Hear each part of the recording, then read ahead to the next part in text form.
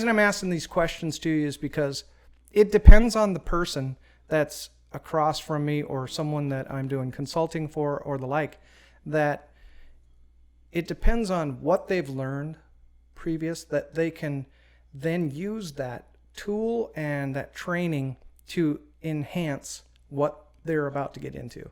Many times what I do is I do a chart, and as I'm sitting with a client, I'll say, okay, on a scale of 0 to 10, with 10 being the most risky thing that you think you can get into, how do you feel, where do you sit? And so we go through those. So I'm going to back up a little bit so that we get to know this information, and so that I can kind of tailor fit this discussion to you said you studied Rich Dad, Poor Dad. What'd you like about it? I like the alternative perspective that it provided. It kind of went contrary to what a lot of the other industry leaders talked about, that buying your house is an asset. Buying it redefined what assets and liabilities are, and it put it into a different perspective that makes absolute sense. Okay.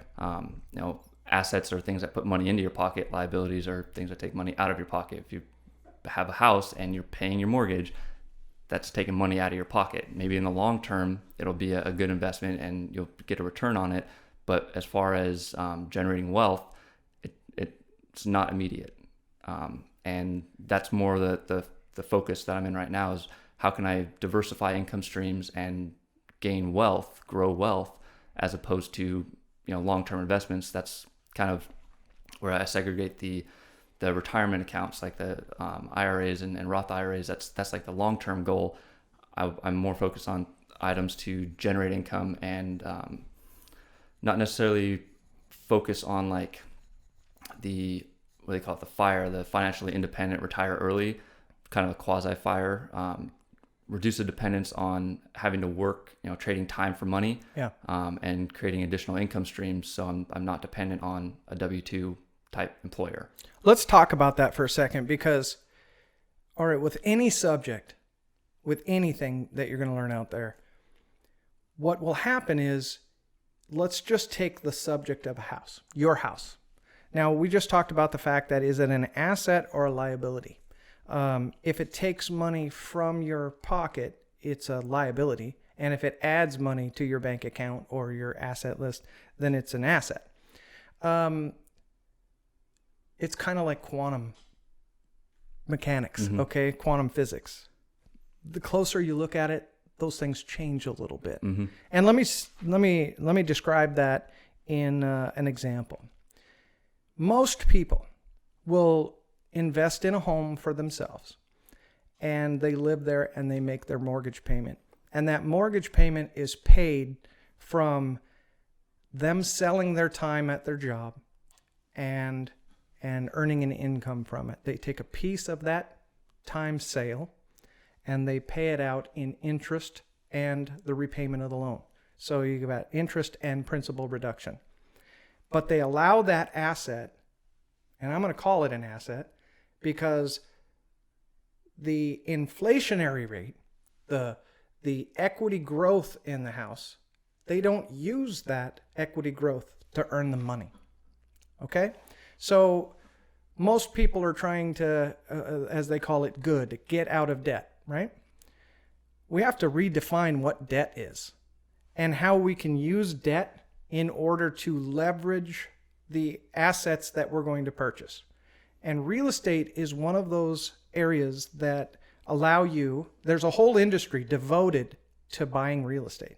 Okay? That's the mortgage industry is devoted to lending you money so that you can buy that property. And then we use the property to generate income from rents or whatever it is. So that's just, I'm going to describe that as the whole piece. Okay. Now, when we break out that piece, it gets interesting, because now maybe someone doesn't want a rental unit. On my last podcast, I described the fact that in order to be financially successful, meaning self-dependent, into their retirement years, they need to buy the house that they live in and one other place. For most people, if they don't want to depend on Social Security and other things, then what they'll do is they will buy another house. By the time they retire, they have the income or the asset equity appreciation from the property and the principal reduction, and then they have their own free and clear. Most just have their own house, and so they don't have another income source. So whether it's rents coming in, whether it's a contract sale, any of those things. So when we take that asset that cost us payments and we look at it, we can break those down. And inside real estate, there's really a group of benefits. Number one is the tax benefits that come from a rental property. So we get to save dollars on our current taxed income. Things like depreciation and interest write-offs and those type of things. One of the easiest sales for me is when have a couple, maybe a buyer that come in and they say, I can afford, $2,000 a month. Well, I know that they can afford a lot more than $2,000 a month because what they're thinking about is rent, and that rent they're not able to deduct from their taxes. So, they're budgeting, here's what I can afford, and then I can sit down and on paper I can show them, well, instead of paying rent, you get to pay a mortgage payment, and mortgage payments are interest deductible. And so therefore we can shelter some of the income that you have. And I just send them off to their accountant and with that information, and the accountant goes, yeah, you'll be able to have this much, and therefore it'll allow you $400 more a month, roughly. And so it shows them how they can spend a little bit more, but at the end of the day have the same net. Another thing is equity appreciation of the property. So we bought the asset for this. Now, whether it goes up or whether it goes down, that equity will be theirs. So, but it is a separate bundle that are within the real estate rights. Mm-hmm. Okay. So you have taxes, you have equity appreciation, you have income that comes from the property. Meaning if you rented it, there's a stream of income. That income can be sold.